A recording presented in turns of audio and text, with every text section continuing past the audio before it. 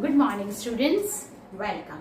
Now, today we'll start our 10th science second lecture. That is, we have done the two lesson of chemistry, right? Then now chapter number 6, life process is there.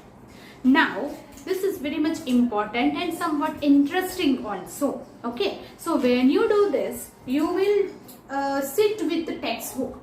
If you do not have textbook, then it is also easy. But if textbook is there, so आपको कुछ underline करना होगा text book में से. That is 1 mark question में वो आ सकता है.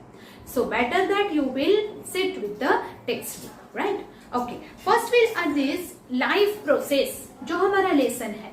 So first will understand that what is the life process. अगर हम कुछ भी नहीं कर रहे हैं, we just seat in the classroom, we just sit on the chair. If we are sleeping, if we are walking, running, doing, teaching, learning, anything we are doing, then also हमारी body में एक maintenance work चलता रहता है. Maintenance work that our metabolism is doing some work continuously. और जो metabolism work करता है, जो मेंटेनेंस वर्क है, दैट इज कॉल्ड, वो मेंटेनेंस वर्क को हम क्या बोलते हैं? Life process. This job is doing by our body continuously. जो बॉडी के अंदर कंटिन्यूअस वर्क चलता रहता है, that is called the maintenance work and that is called the life process. अब ये जो मेंटेनेंस प्रोसेस है, ये जो वर्क है, लाइक जो हार्ट है कंटिन्यूअसली पंपिंग करता है, जैसे cell is continuously dividing on, वो डिवाइड होता ही रहता है, जिसके लिए जो वेयर एंड टेयर होके जो सेल्स ऊपर से निकल गए, उसकी जगह पे नए सेल्स आते हैं, right? So this all process is continuously growing on, that continuously doing by our body. उसके लिए हमारी बॉडी में एनर्जी चाहिए. दैट एनर्जी कम्स फ्रॉम, वो एनर्जी आती कहां से है? यू नो दैट कि सिंपल स्लीप करने के लिए, नींद आने के लिए भी एनर्जी की जरूरत है. अगर हम वीक हैं, अगर हमें कुछ हो रहा है, कुछ डिसऑर्डर है बॉडी के अंदर, कुछ डिस्टर्बेंस है, if we are very weak, हमें वीकनेस फील हो रही है, तो हमें नींद भी नहीं आएगी. सो सिंपल सिटिंग के लिए बैठ भी नहीं पाएंगे अगर एनर्जी नहीं है तो. If you want to sit simple, if you want to sleep, आपको नींद नहीं आती है without energy. So energy is needed for every work of our body. Metabolism के लिए एनर्जी चाहिए. वो एनर्जी इंडिविजुअल ऑर्गेनिज्म कहां से लाता है? From where we get the energy? That energy we get from some outside substance. From this substance is called the food, जिसे हम फूड कहते हैं. उसमें से वी गेट द एनर्जी, उसमें से हमें एनर्जी मिलती है. और food we get, that is from the source of, that is called the source of energy. The plant से एनिमल तक एनर्जी जो है वो ट्रांसफर होती है. सन से प्लांट में solar energy is trapped by the plant. Then plant से एनर्जी आती है एनिमल्स में, इन ह्यूमन बॉडी में, and again it is converted to the environment, और वो फिर से एनवायरमेंट में मिक्स हो जाती है. So we get the energy from the source. And जो एनर्जी लेने की जो प्रोसेस है, the process to get the energy is called nutrition. हमें क्या मिलना चाहिए? फूड में से न्यूट्रिशन मिलना चाहिए.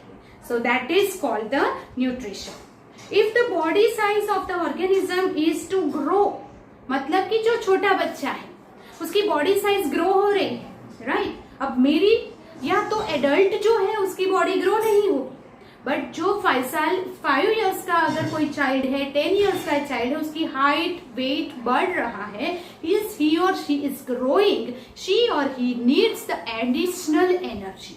तब उसको एडिशनल रॉ मटेरियल चाहिए जिसमें से एक्स्ट्रा प्रोटीन या कार्बोहाइड्रेट या फैट मिलता हो. So that here is the most of these food sources are carbon based. You know that कि हम जो भी कहते हैं, whether it is carbohydrate, whether it is protein or whether it is fat, उसका बेसिक कंस्ट्रक्शन किससे बना है? बेसिक वो किससे बना हुआ है? It is made up of carbon only. हम जो भी फूड खाते हैं वो क्या है? कार्बन बेस्ड फूड है, right. So we get this carbon source में से. वुड में क्या है, प्लांट में क्या है, मेन सोर्स है carbon, right? So that different organism can use the different kind of nutritional process.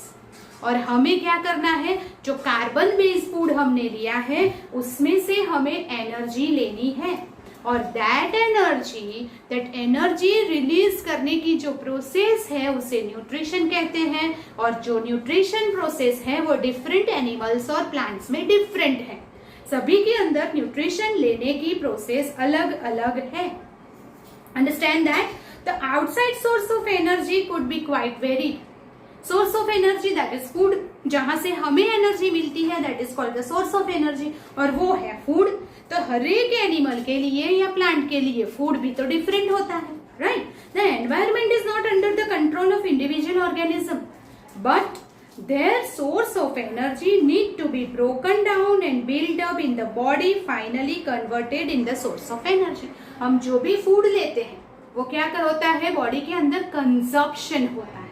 Consumption मतलब क्या, it is absorb by the body, और एब्जॉर्ब होने के लिए उसको जो हम फूड खाते हैं वो कॉम्प्लेक्स फूड है. इट इज ब्रेक डाउन, हम च्यू करते हैं, उसके अंदर जो है कितने हार्मोन्स और कितने ही हमारे केमिकल्स वगैरह अंदर मिक्स होता है, and then it break down into the simple substance. वो सिंपल सब्सटेंस में कन्वर्ट हो जाता है.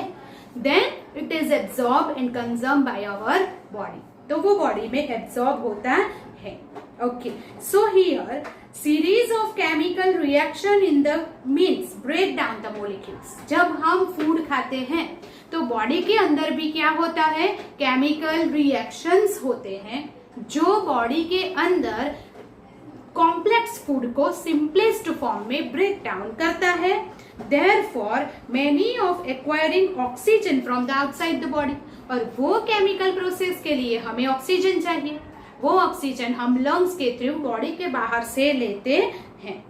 So here is also first thing is that food में से एनर्जी लेने की जो प्रोसेस है it is called nutrition, while food में से उसको सिंपलेस्ट फॉर्म में कन्वर्ट करके रिलीज द एनर्जी करने की जो प्रोसेस है is called respiration. Respiration is a chemical process जहां डाइजेस्टिव सिस्टम में से फूड आता है, वहां लंग्स में से ऑक्सीजन आता है. वो food and oxygen mix together break down in the simpler substance and release the energy. This process is called respiration. Food में से सिंपल सब्सटेंस में कन्वर्ट होके एनर्जी रिलीज करने की जो प्रोसेस है उसे रेस्पिरेशन कहते हैं. रेस्पिरेशन से क्या होता है, एनर्जी रिलीज होती है. फिर वो एनर्जी अब थ्रू आउट द बॉडी में सर्कुलेटरी सिस्टम से ट्रांसफर होती है एंड बॉडी में एब्जॉर्ब होने के बाद that energy is used by our body, जिसे हम न्यूट्रिशन कहते हैं. एनर्जी लेने की जो प्रोसेस है उसे हम क्या कहते हैं, nutrition, right. Okay, so here in the case of single celled organism, now different types of organism have the different way to take the food, respiration and nutrition. तीनों जो प्रोसेस है वो डिफरेंट एनिमल में different है. Now we talk about the single celled organism. You know which is the single celled organism? Yes, amoeba, right. So amoeba is the single celled organism. Here single celled है तो उसमें एक ही cell सारे के सारे काम करता है. It take the food, then it break down into simple substance, release the energy, absorb by the body and then extra material को एक्सक्रीट कर देना. वो सारी process that is nutrition, respiration, वो सब एक ही सेल में होता है.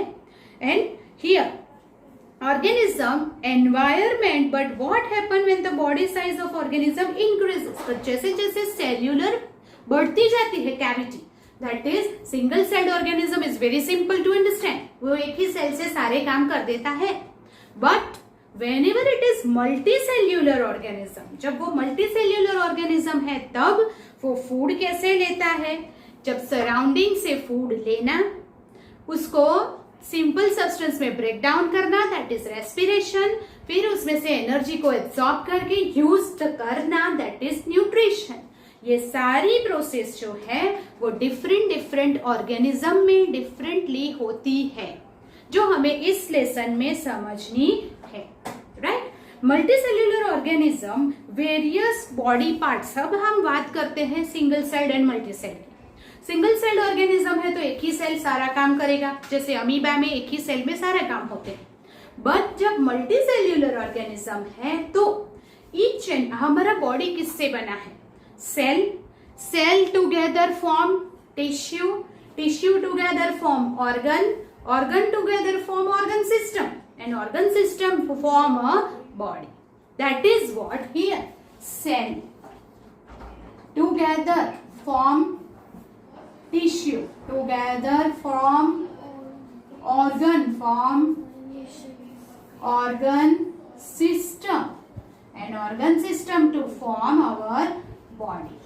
Here is the cell is grouped together for a specific function and form the tissue. Tissue will group together and form an organ. जो भी organ है, each and every organ has some specific function, right? That means heart को pumping का काम दिया है। Heart is a organ of which system? That is circulatory system.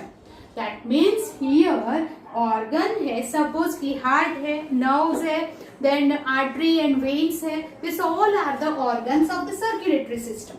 Here the mouth, esophagus, liver, stomach, pancreas, anus, intestine are the organs of digestive system. So this way organs मिला के organ system बनते हैं।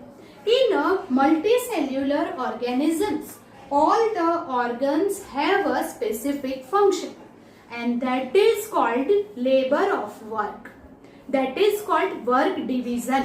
कोई भी organ एक दूसरे के work function में इंटरफियर नहीं करेगा। All the specific organ have some specific function to perform. So here is the specialise, हम और ये सब हम जानते हैं। सेल मिला के टिश्यू बनता है, टिश्यू फिर organ system, work of labour होता है, दैट डिवीजन ऑफ वर्क होता है। देयरफॉर ये सब तो हम जानते हैं, but since the food and oxygen are now taken up to the place of the body system organism, all parts of the body need them. अगर ऑक्सीजन हम लेते हैं तो वो लंग्स में जाएगा, जब फूड लेते हैं तो वो डाइजेस्टिव सिस्टम में जाएगा। तो जो ऑक्सीजन है और डाइजेस्टिव सिस्टम में से जो न्यूट्रिशन है वो होल एंड सोल बॉडी में जाना चाहिए। यू नो दैट कि वो कहाँ से जाता है, दैट इज ट्रांसपोर्टेशन होना चाहिए।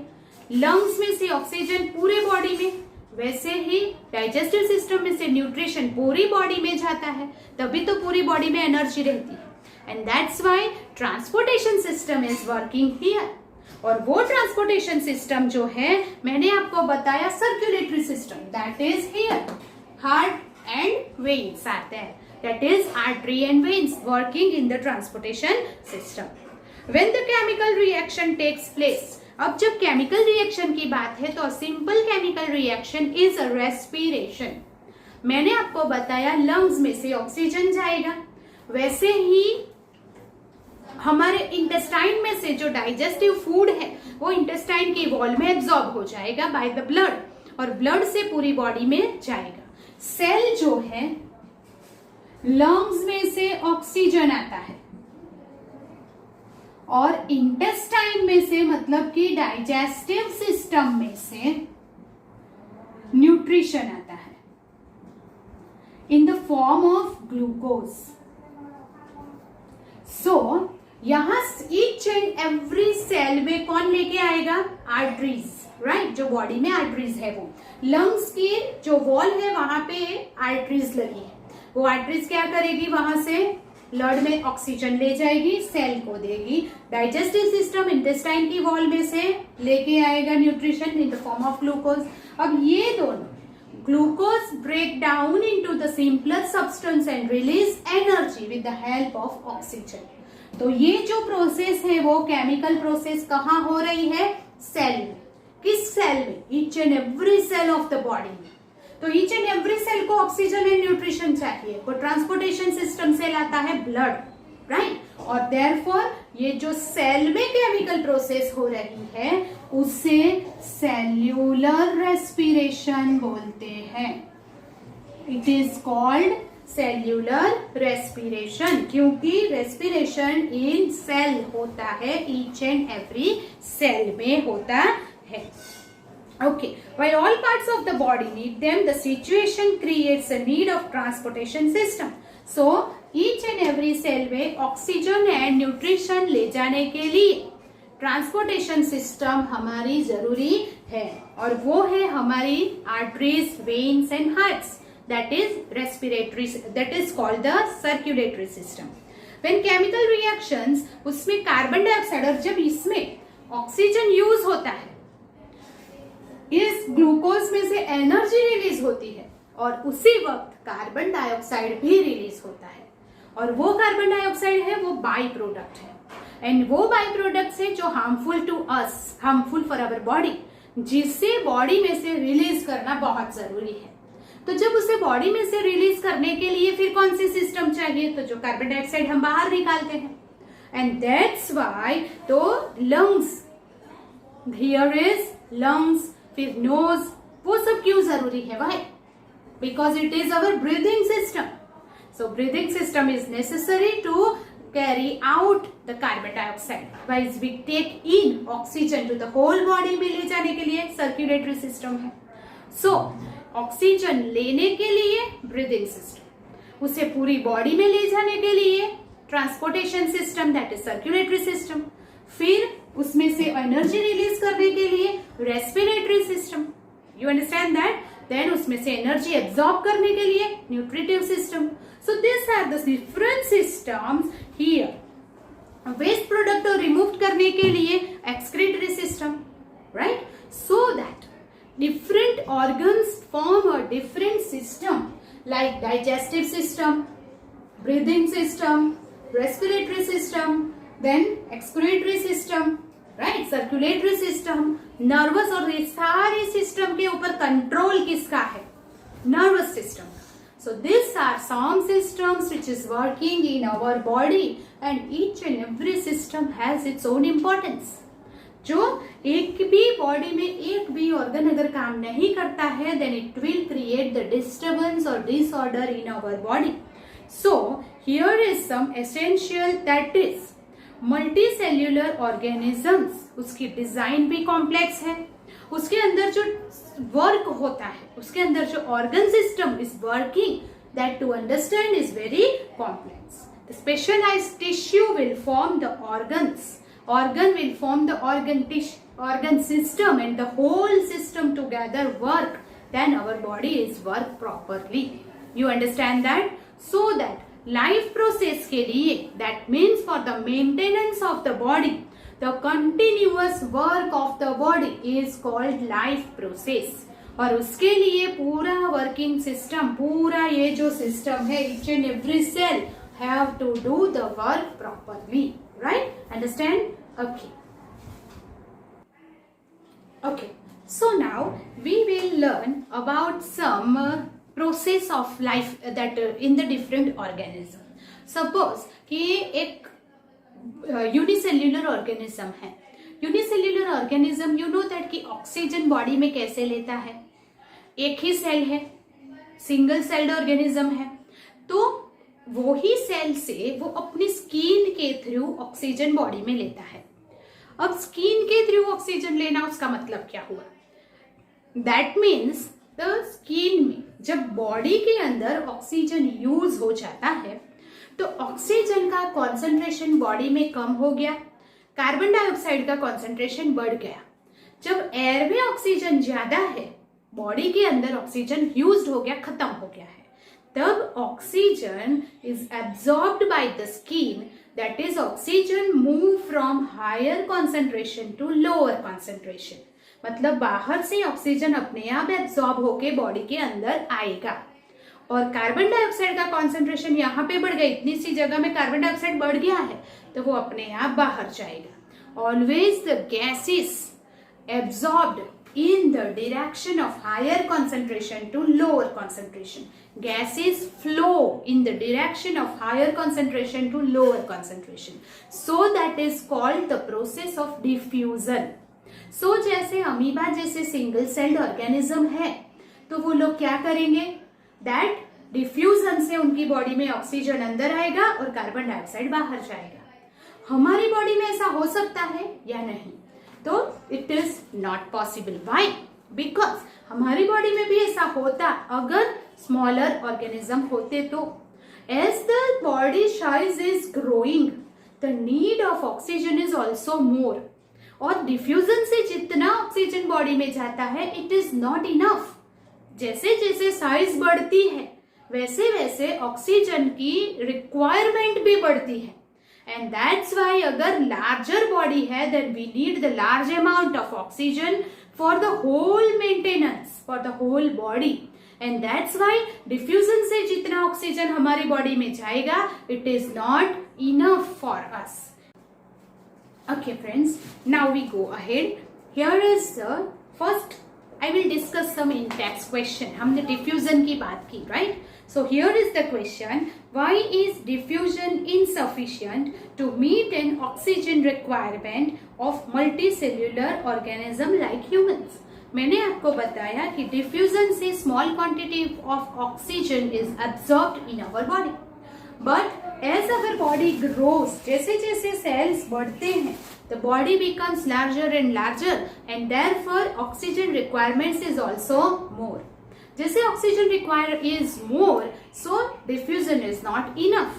Large quantity of oxygen diffusion से एब्जॉर्ब नहीं होगा and therefore it is insufficient to make the requirement of oxygen in a large body like a human. Right? Okay, then what criteria do we use to decide whether something is alive? Something is alive, living thing के लिए विच criteria is that? आप जब primary में थे तो you have learn the characteristic of the living thing. If they grow, yes, then it is living. If they respire, that is breathing. If breathing takes place, the body is living. जब कोई भी living है कि नहीं तो हम ऐसे देखते हैं. If the heart is pumping, then it is living. If the breathing takes place, if it is living, here is growing. If it reproduce, if it take the food, right? Nutrition takes place in the body. So these are some criteria. We know that. अगर वो locomote करता है, अगर वो movement करता है, then it is living. So some criteria for check whether the body is alive or not. That is, respiration takes place. If the food is taken by the body, nutrition takes place by the body, if the body is growing, right? Then if it movement takes place in the body, then it is called a living organism that we can write of your own. We know the characteristic of living things. Then what are outside raw material used by a human organism, by an organism? So outside raw material as a source of energy, that is called the food we take. That is outside raw material used for an organism is the source of energy, that is called the food. What process would you consider essential for maintenance of the life? Maintaining the life. Maintaining of the life is the life process. Which are the life process which is required, which is very important? That is nutrition process, respiration process, breathing process, transportation process, right? Then excretion, reproduction, these are some. Okay, reproduction is not life process. वो life process में add नहीं होगा क्योंकि maintenance of the life के लिए वो जरूरी नहीं है. So we can say that our body में जो process होती है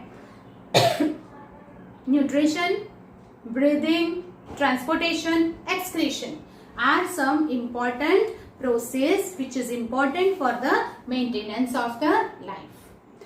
जो क्वेश्चन आंसर हमने डिस्कस किए, there is no need to write it again. आपको वो लिखने की जरूरत नहीं है because I will suggest you the book afterwards वो बुक में से टिक करके हम डायरेक्टली उसको लर्न करेंगे. No need to copy it. हमें बायोलॉजी में सारे क्वेश्चंस कॉपी नहीं करने हैं. लाइक केमिस्ट्री और फिजिक्स, बायोलॉजी में हम सारे के सारे क्वेश्चन के आंसर नहीं लिखेंगे. I will give you the book of ocean publication. Ocean publication की बुक आप लेंगे, उसमें से हम क्वेश्चन आंसर्स को टिक मार्क करके फिर उसमें से डायरेक्ट लर्न करके मैं लाइव टेस्ट लूंगी. Right? Okay, so we go ahead. No need to write this question. You just discuss it. Keep in mind. Now the first process, life process में first process है nutrition.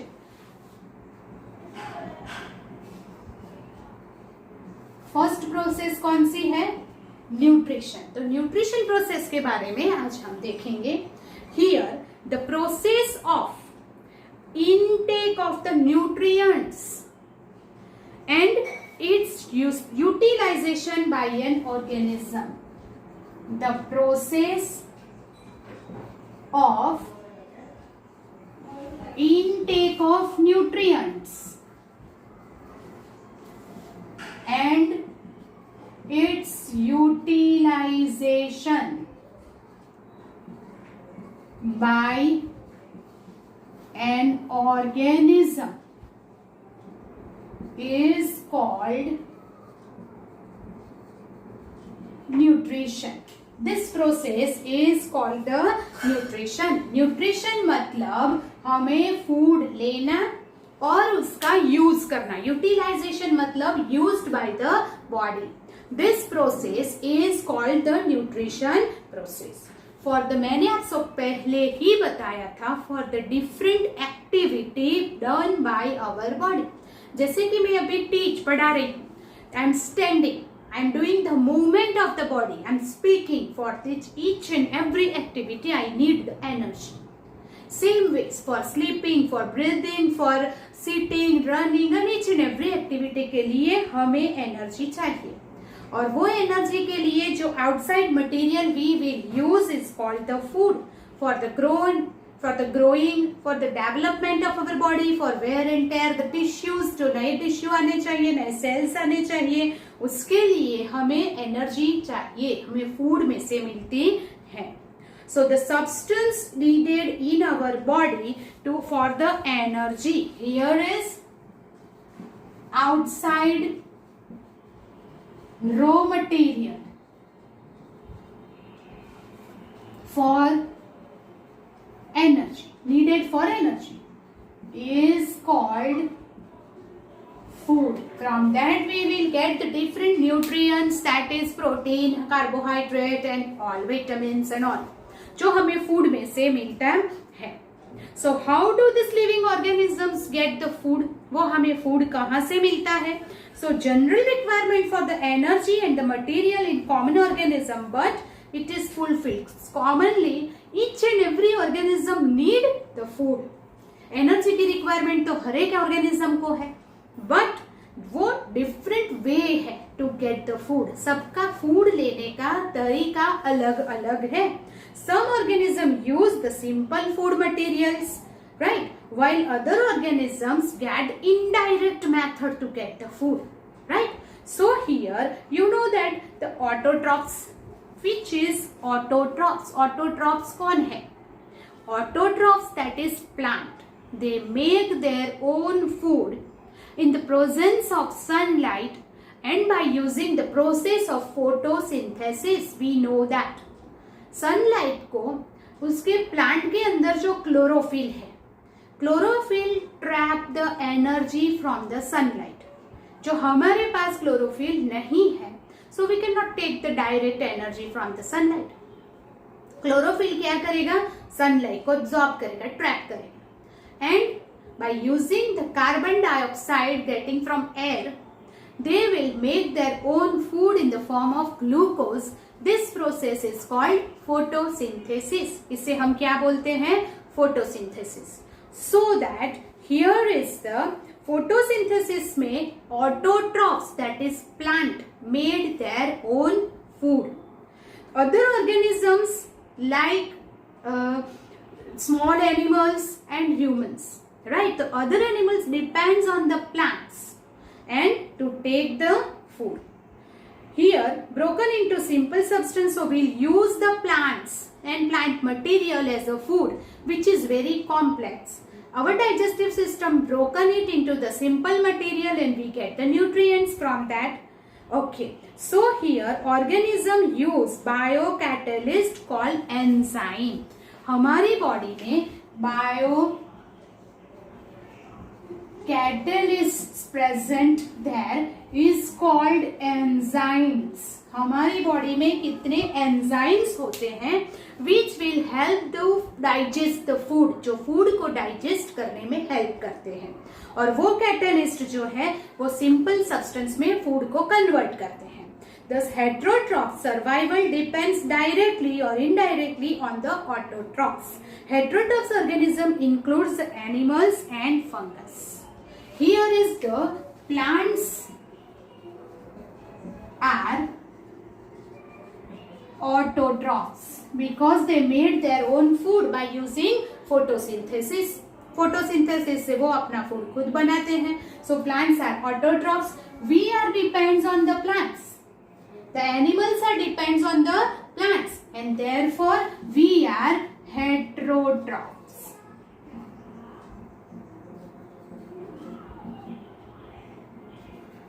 We are heterotrophic animals. We are directly or indirectly depends on the plants, right? And therefore we are called heterotrophs.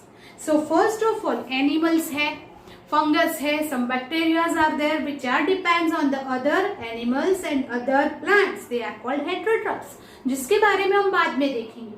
First of all, we have to see the nutrition in autotrophs, that is nutrition in plant. सबसे पहले हमें क्या देखना है? The nutrition in plant. The nutrition in plant, that is autotrophic nutrition. The way that plant get the nutrition is called autotrophic nutrition. Plant में जो nutritional process है is called autotrophic nutrition, क्योंकि वो अपना फूड खुद बनाते हैं. The process by which autotrophs take the substance from the outside environment is called autotrophic nutrition. और जो भी ऑटोट्रॉफिक न्यूट्रिशन मतलब जो एनर्जी मिलेगी वो इसकी बॉडी में स्टोर हो जाएगी. The material is taken in the form of carbon dioxide and water which is converted into carbohydrates by process of the photosynthesis. You know that कि ऑटोट्रॉफिक जो न्यूट्रिशन है उसमें क्या चाहिए? First carbon dioxide and water. जो carbon dioxide it get from the air, water we will give to the soil. Soil में जो हम पानी डालते हैं वो लेते हैं, वो प्लांट्स एब्सॉर्ब करते हैं by the roots. So this carbon dioxide and water it get from the outside the environment. Then it has chlorophyll. Each and every plant जिसमें क्लोरोफिल है वो ही ऑटोट्रॉफ्स होगा, वो ही अपना फूड खुद बना सकता है. And here is in the presence of sunlight. Always the photosynthesis is done in the presence of sunlight. So this process is called photosynthesis. This process is called the photosynthesis. और photosynthesis में क्या produce होता है?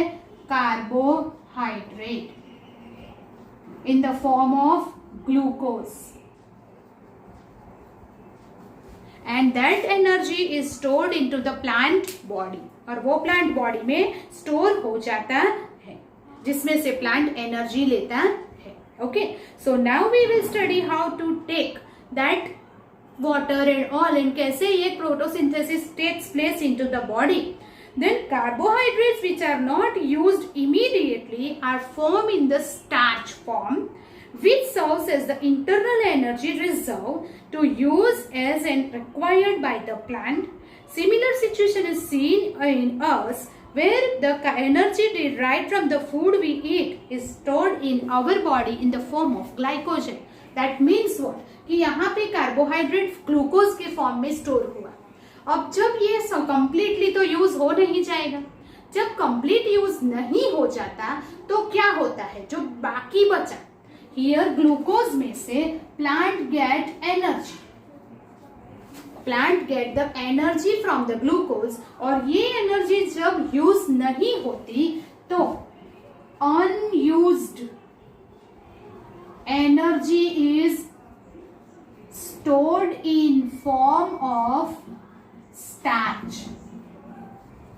वो form किस form में store हो जाती है, स्टार्च के फॉर्म में स्टोर हो जाती है। जैसे हमारी बॉडी में भी अगर पूरे कंप्लीट एनर्जी यूज नहीं हो जाती है तो जो एक्स्ट्रा एनर्जी है from glucose that in our body it is stored in the form of glycogen.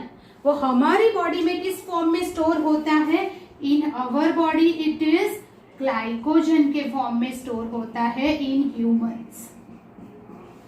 वैसे ही प्लांट में वो किस फॉर्म में स्टोर हो जाएगा, स्टार्च के फॉर्म में। दैट इज इन इमरजेंसी, जब रात के समय में, वैसे जब कभी अनकन्वीनियंट कंडीशन है, whenever sunlight is not there the photosynthesis slow हो जाएगा, तब प्रॉपर एनर्जी अगर नहीं मिलती that he get the energy from this stored food. वो स्टोर्ड फूड में से एनर्जी ले सकता है। जैसे हम भी कभी कभी खाना नहीं खाते, कभी कभी उपवास होता है, तो क्या हम एनर्जी नहीं मिलती, हम एनर्जी के बगैर हो जाते हैं, no, we feel weak, no, why, एक दिन के उपवास से कुछ नहीं होता, वाई, बिकॉज जब भी ये extra energy stored in our body that we can use it in inconvenient situation, तब हमें उसमें से एनर्जी मिलती है। So this are the reservoirs of energy in the body, whether it is in plant और एनिमल।